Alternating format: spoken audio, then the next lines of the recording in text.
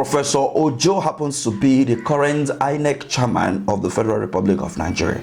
He was appointed by the President, Bola Ahmed Tinubu, subject to the approval of the Senate President. The senators.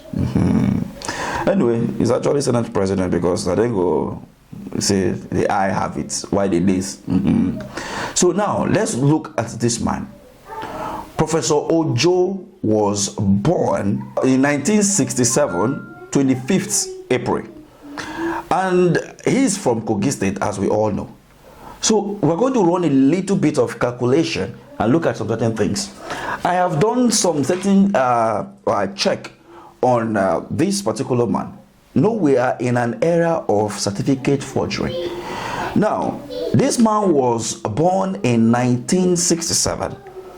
And by 1989, he started his university journey at the University of Jos. We also learned that in 1982, he went to Kwara State Polytechnic in Lorraine. So, I've been trying to understand this whole game.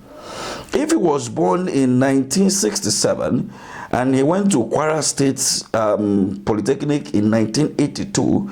That was 15 years. He was 15 years old when he went to Polytechnic then. So let's imagine that he went to primary school at the age of 3. He was so smart. He went to primary school, primary 1, at the age of 3. So if you minus 15, if you minus 3 from 15, you have 12. So we have 12 years to finish his primary and secondary school, in order to go to that polytechnic.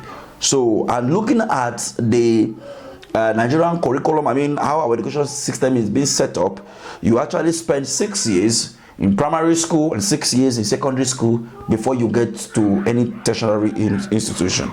So that is the mathematics. So he was actually 3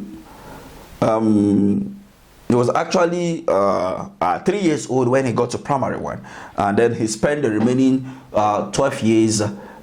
He spent 6 years in primary school, and he spent another 6 years in secondary school, and he went to that university. So those of you who are saying that how did he get use your head, don't be my mouth, we hear that from.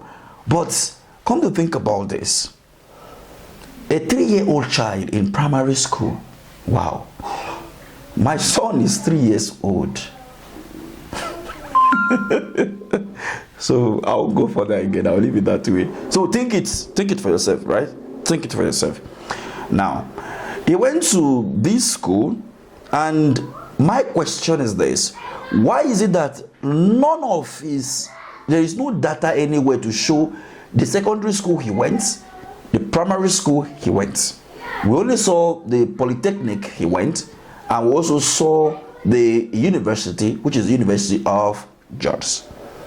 And the unfortunate thing again was the fact that he went to University of Jos in the year, according to the report here, he graduated from law school, University of Jos, LMB, Bachelor of Law, graduated 1987. Okay, so the details are just, conflicting. So this guy went to school and then he spent 3 years. So somebody should explain this thing to me to understand. How was he able to do it? Those that did law should please explain to us.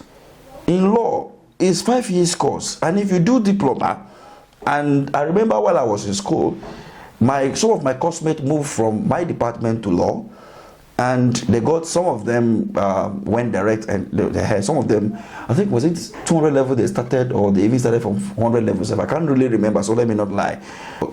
You apply and you got it through direct entry, and you are supposed to spend 4 years, right? You're supposed to spend 4 years because law is 5 years, or Or was it that they were practicing law? Law schools, law as a course was 4 years back then. So why is it 5 years now? These are the questions. But in Nigeria, like when you look at the comment section when the CV came up, many Nigerians are saying that you don't expect a man who passed through the roof or the window to bring in somebody through the door. Everybody will come through the roof.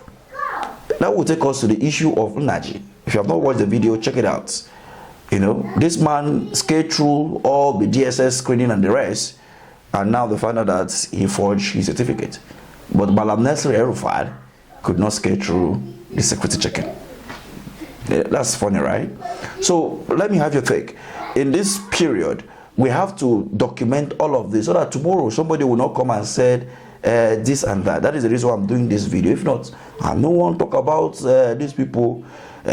But I have to bring this to public notice that the current INEC chairman, who happens to be a lawyer, his son, SAN for that matter, you know, was able to ride to that occasion because he went to primary school at the age of 3, and you know, he went to the polytechnic at the age of 15, and he's such a brilliant man, and you can see what he has been able to achieve for himself over the years.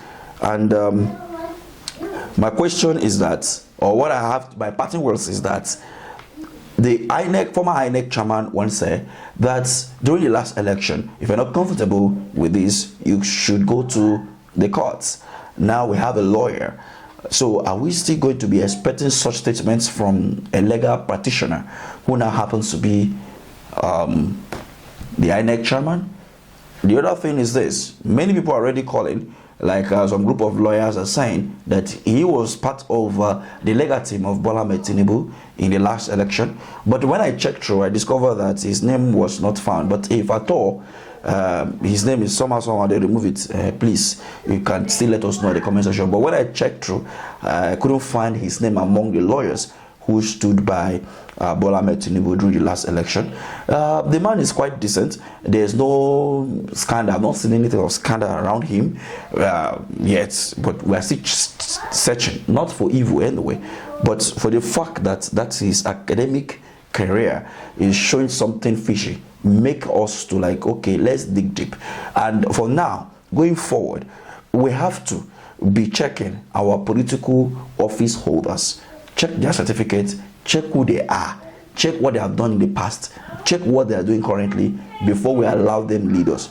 And it is because we have not been checking and asking questions that we are having sycophants parading themselves as leaders in Nigeria.